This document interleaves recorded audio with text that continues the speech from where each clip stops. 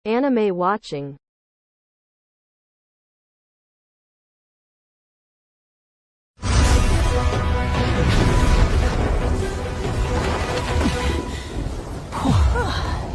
Setelah Lingdong keluar dari monumen sekte kuno, Lingdong segera memulihkan diri terlebih dahulu.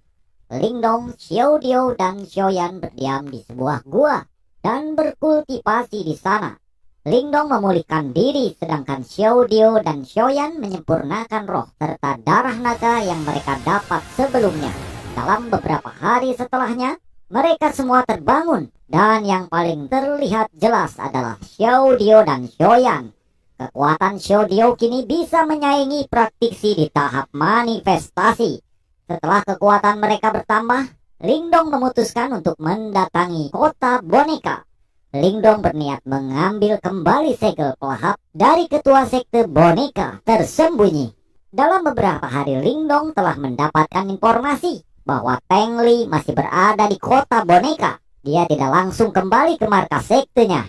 Jadi Lingdong berniat menangkap Teng Li dan ingin menjadikannya sandera. 要不再缓缓，等准备充分了再炼化也不迟啊。 Saat masuk ke dalam kota, Lingdong langsung mencari Teng Li secara terang-terangan. Meskipun kota boneka adalah kota yang didominasi oleh sekte boneka tersembunyi, Lingdong tidak berniat bersembunyi dan secara terbuka menantang Teng Li. Lingdong membuat keributan. Jadi otomatis Teng Li datang bersama banyak bawahannya. Meskipun kota boneka adalah wilayah Teng Li, Lingdong tidak kenal takut. Dengan adanya Xiaodio sekarang, sebanyak apapun bawahan Teng Li itu tidak berguna. Dengan itu, Lingdong bisa melawan Teng Li tanpa gangguan.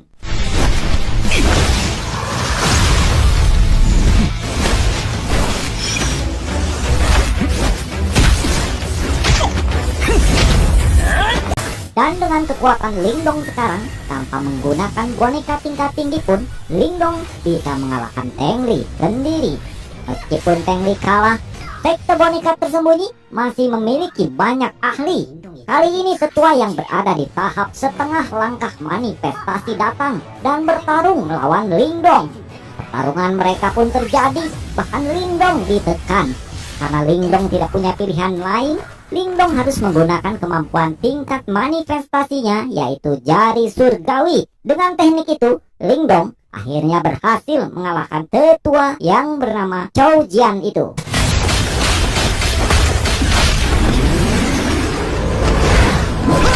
Kini tidak ada lagi yang menahan Lingdong. Jadi Lingdong menangkap Teng Li dengan mudah dan langsung pergi dari kota boneka. Setelah membawa Teng Li ke tempat yang sunyi, Lingdong lalu mengintegrasinya dan mencari tahu tentang sekte boneka tersembunyi. Ada beberapa informasi yang didapat Lingdong. Yang paling penting, Lingdong ketahui bahwa ketua sekte boneka tersembunyi sedang mengumpulkan semua anggotanya untuk membuka segel pelahap secara paksa. Dan juga Lingdong mengetahui bahwa sekte boneka tersembunyi memiliki 3 praktisi di ranah manifestasi. Dengan adanya 3 orang di ranah manifestasi ini, jelas ini di luar kemampuan Lingdong. Bahkan jika Xiaodio membantu mereka, juga tidak akan bisa bertahan lama. Tapi Lingdong tidak ingin menyerah. Segel pelahap tidak akan mudah dibuka dan pasti akan menimbulkan kekacauan. Lingdong akan mengambil kesempatan itu dan merebut segel pelahap. Lingdong berniat pergi ke markas sekte boneka tersembunyi. Tapi sebelum itu, Lingdong harus memulihkan diri terlebih dahulu dan mempelajari teknik yang ia ambil dari Teng Li. Dalam beberapa hari setelahnya, markas sekte boneka tersembunyi mulai ramai. Karena banyak praktisi elit yang berkumpul, Lingdong yang telah menunggu kesempatan itu pun bergerak. Dengan bantuan Xiaodio, Lingdong bisa menerobos masuk ke wilayah markas sekte boneka tersembunyi. Lingdong terus mengamati. Ketika waktu pembukaan dimulai, Lingdong melihat 3 praktisi ranah manifestasi, 2 tetua agung dan kepala sekte boneka tersembunyi, Tengsa. 2 tetua agung itu memberitahu Tengsa bahwa sekte mereka telah menjadi pusat perhatian. 2 sekte besar lainnya telah menyusup dan mengamati. Tengsa juga tahu itu, tapi dia terlalu percaya diri. Tengsa berkata pada saat dia mendapatkan segel pelahap dan memilikinya. Jangankan 2 sekte besar, bahkan seluruh kekaisaran Yan tidak ada yang bisa menandinginya. Tengsa lalu memulai pembukaan segel. Tengsa menyuruh semua anggota sektenya untuk membuat sebuah formasi. Dengan dukungan semua anggotanya, formasi yang dibuat sangatlah menakutkan. Tengsa sudah bersiap untuk membuka segel pelahap dengan formasinya. Tengsa habis-habisan membuka segel pelahap dengan paksa. Dan setelah beberapa kali serangan, proyeksi tetua mata hitam master terdahulu dari simbol pelahap muncul. Dengan jentikan jari tetua mata hitam itu, formasi naga hitam Tengsa hancur berkeping-keping. Tengsa tahu bahwa tetua mata hitam itu sangatlah kuat. Tapi sekarang itu hanyalah sebuah bayangan. Jika terus diserang, itu akan pudar. Namun itu tidak sesuai dengan harapan Tengsa. Sekuat apapun formasi yang ia siapkan, itu tidak dapat menghancurkan segel pelahap tersebut.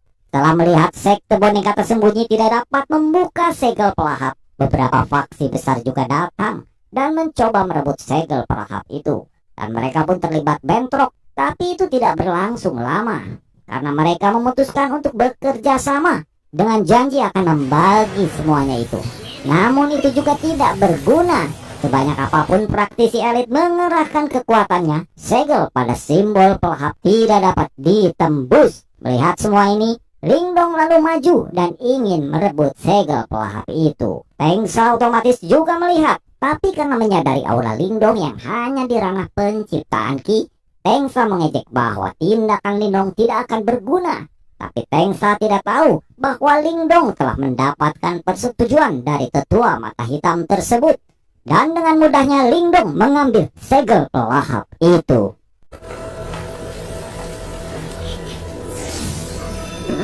Begitu Lingdong mengambilnya, Lingdong segera lari dengan kemampuan tercepatnya. Dengan adegan itu, sontak saja Lingdong menjadi kejaran massal para praktisi elit. Tengsa saat berhasil mengejar Lingdong sempat menyerang. Untung saja dengan bantuan Xiao, Lingdong berhasil bertahan.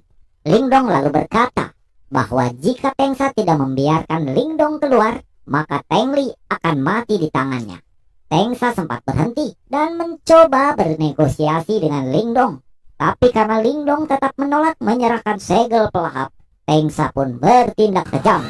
Dia menyerang Lingdong tanpa peduli lagi kepada putranya sendiri, yaitu Tengli. Lingdong terkena serangan Tengsa, tapi Tengli bahkan lebih parah. Tengsa sangat kejam, bahkan tidak peduli dengan hidup putranya. Jadi Lingdong hanya bisa lanjut melarikan diri bersama Xiaoyan. Terus melarikan diri, Lingdong mengalami jalan buntu karena jalan di depannya adalah Blackin. Itu adalah angin yang bisa menghancurkan orang yang berada di ranah nirvana. Menghadapi jalan buntu dan dikejar oleh Tengsa, Lingdong hanya bisa melawan dengan sekuat tenaga. Lingdong mengeluarkan seni bela diri jari surgawinya dan bentrok dengan kekuatan mirip Tengsa. Meskipun seni bela diri Lingdong tinggi, Lingdong hanyalah tahap penyempurnaan Ki. Sedangkan Tengsa ada di puncak ranah manifestasi. Jadi Lingdong meminta bantuan Xiao untuk mengerahkan kekuatan yang sebenarnya dari seni bela diri jari surgawi. Dengan bantuan Xiao, seni bela diri jari surgawi mencapai kemampuan terbaiknya. Tapi Tengsa masih bisa bertahan dan Lingdong tidak bisa menyerang terus-terusan.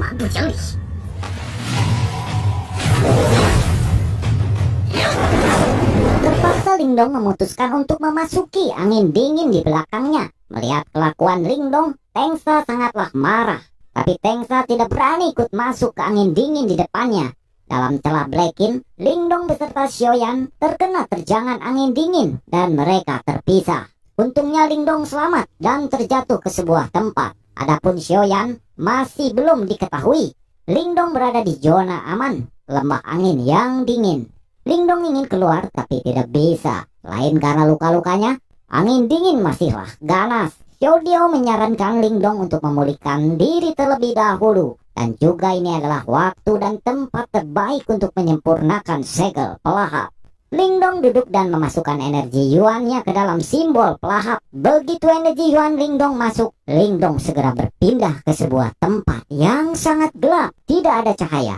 Ini adalah dunia yang sepenuhnya terisolasi. Lingdong berjalan tanpa merasakan apapun, tanpa tahu di mana dia berada, tanpa